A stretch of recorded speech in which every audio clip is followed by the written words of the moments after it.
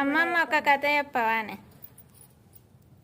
Hi, మనవరాలు కథ చెప్పు అంటుంది. కథ చెప్తా నేను, వినండి.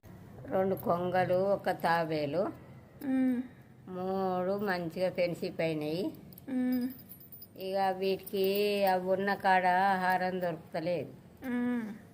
ఇక కొంగలు ఏం చేస్తున్నాయి, ఇక తాబేలు బావా మాకు ఇక్కడ కడుపు నిండుతలేదు, మేము వేరే రాజ్యం పోతామని ఇక కొంగలు తయారైనాయి.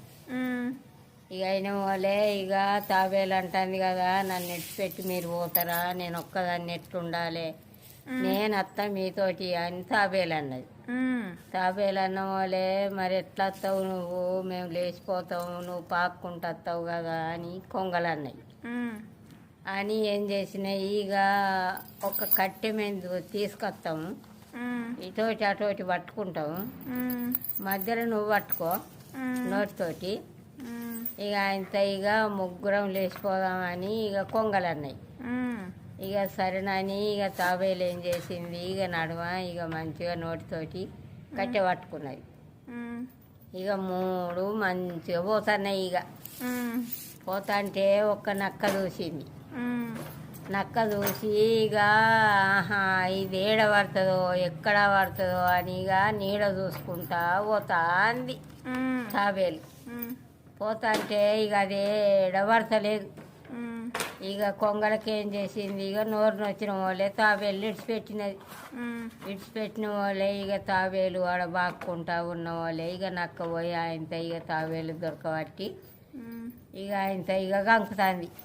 కంకుతా అంటే ఇక తాబేలు అంటుంది కదా, ఇక నక్క బావ నువ్వెంత గంకిన నేను దొంగ, నువ్వు నన్ను నీళ్ళ రేవుకు తీసుకుపోయి నీళ్ళ కాడ ఆయనతో నానబెట్టుకొని నువ్వు తిను, నేను వద్దాను అని తాబేలు అన్నది. తాబేలు అన్న వాళ్ళే ఆయనతో ఇక నక్కేం చేసింది, ఇక నీళ్ళ రేవుకు తీసుకుపోయింది. నీళ్ళ రేవుకు తీసుకుపోయి ఇక నానబెడుతుంది ఒడ్డు రేవుకు.